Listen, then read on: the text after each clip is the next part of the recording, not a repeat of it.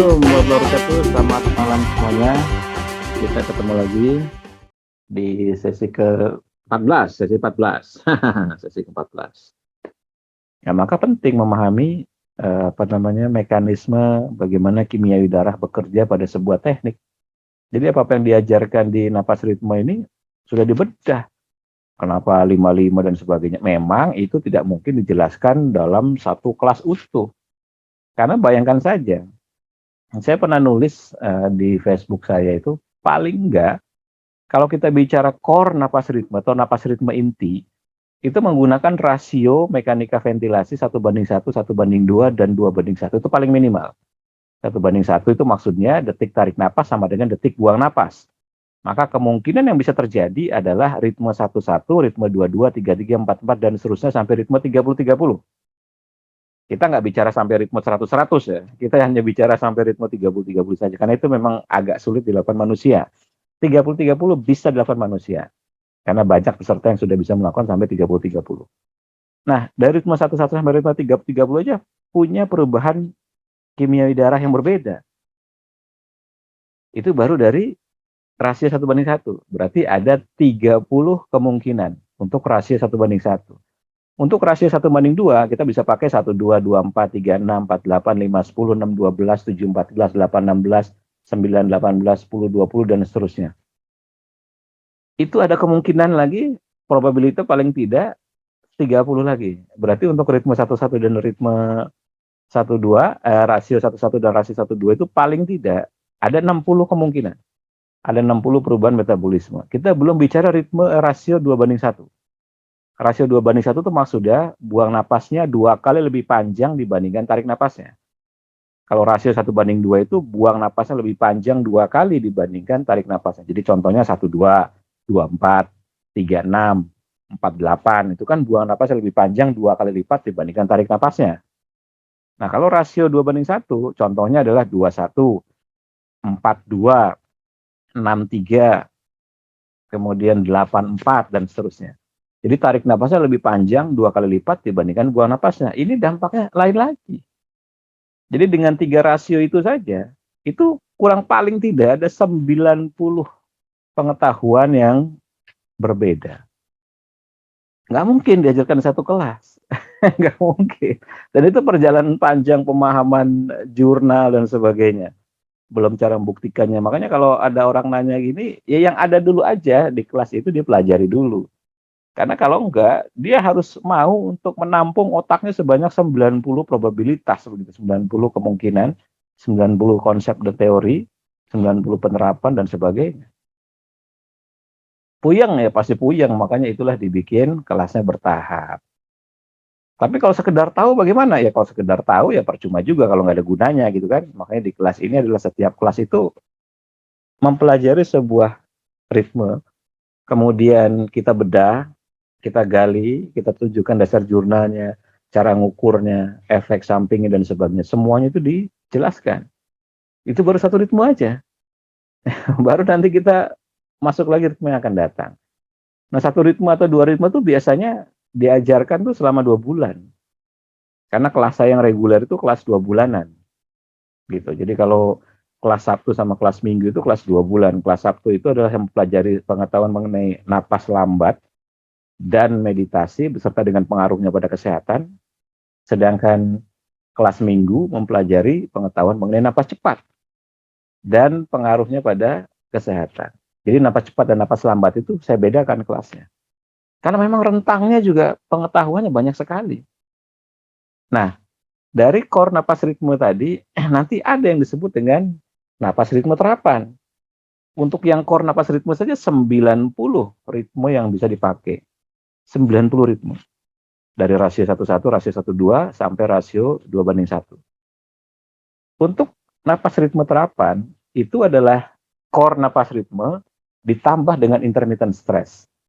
Intermittent stress itu bisa menahan napas. Menahan napas itu ada 2, tarik tahan, buang tahan. Berarti udah jadi 2 cabang sendiri tuh. Core napas ritme plus menahan napas, tarik tahan. Core napas ritme yang kedua plus menarik napas, buang tahan.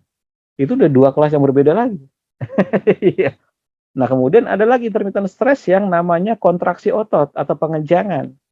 Atau kita nyebutnya isometric training. Isometric itu mempertahankan postur. Jadi ada 3 sekarang jalurnya. Core napas ritme plus tarik tahan yang pertama. Yang kedua core napas ritme plus buang tahan. Yang ketiga core napas ritme plus kontraksi otot. Nah, kemudian jalur keempat, kontraksi otot plus tarik tahan, kontraksi otot plus buang tahan. Jadi banyak sekali. Nah, kita belum berbicara jenis-jenis kontraksi otot. Karena ada isometrik, ada dynamic, ada plyometric. Itu jadi panjang sekali. Makanya pembelajarannya nggak kelar kalau cuma sekali pertemuan lalu berharap kemudian ngerti segala macam gitu. Kalau cuma sekedar tahu sih, ya bisa aja gitu. Tapi ya nggak ngerti gimana cara menerapkannya dan sebagainya. Ini perjalanan panjang. Yang tadi core napas ritme sudah 90, belum ditambah napas ritme terapan. Ini kita belum bicara memasukkan aspek lain seperti pemijatan, acupressure-nya, kemudian tekanan pada titik tertentu. Bagaimana kalau ritme cepat ditambah dengan tepukan, ketukan, atau tapping, atau tekanan, berarti acupressure pada titik tertentu. Bagaimana kalau ritme itu dilatih bareng dengan menstimulasi jalur meridian misalnya. Itu lain lagi dampaknya, pengetahuan lain lagi. Gitu. Nah, termasuk belum kita bicara temperatur. Karena salah satu yang meningkatkan intermittent stress adalah temperatur, yakni temperatur panas dan temperatur dingin.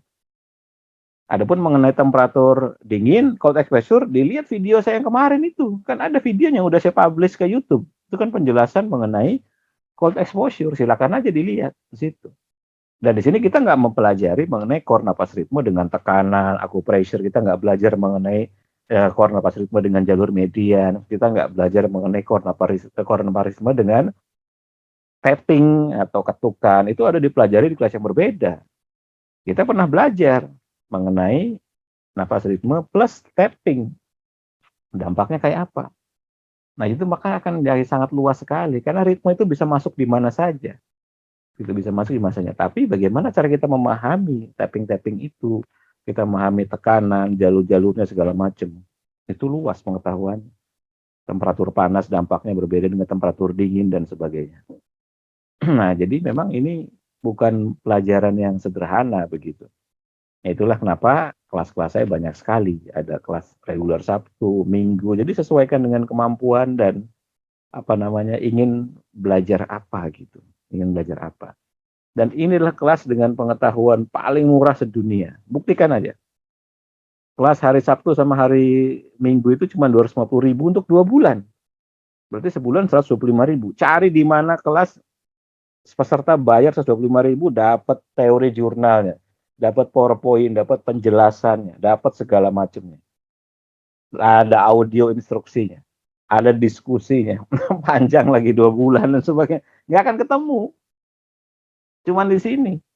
Seperti itu. Memang saya ya rancang seperti itu. Tujuannya supaya kita nggak belajar kayak kucing dalam karung. Gitu. Ya kan, kita nggak belajar sesuatu yang kayak kucing dalam karung. Jadi dibuka. Jadi kalau orang nggak mau baca, salah dia sendiri. Gitu. Jadi kalau dia nggak mau baca, salah dia sendiri. Uang PowerPoint-nya dikasih. Ya kan? Di videonya pun ada. Rekamannya ada. Audio instruksinya dikasih. Masih nggak latihan, ya salahmu sendiri. Kira-kira begitu. Si pelatihnya udah baik sekali. Cari tempat lain, mana ada yang latihan Zoom sensitif begini boleh direkam. Dan video saya itu udah nyebar kemana-mana. Namanya sosial media kan tinggal share aja, apalagi linknya ada. Saya nggak peduli. Nggak ada masalah buat saya begitu. Karena ini berbagi kan. Kalau orang misalnya bergabung, ya lebih bagus lagi. Kalau enggak, ya silakan saja, sesuaikan dengan kemampuan. Nah, jadi dasarnya itu. Nah, ini intermezzonya. Nah, jadi mudah-mudahan kita paham bahwa setiap kelas ini memiliki keunikan tersendiri.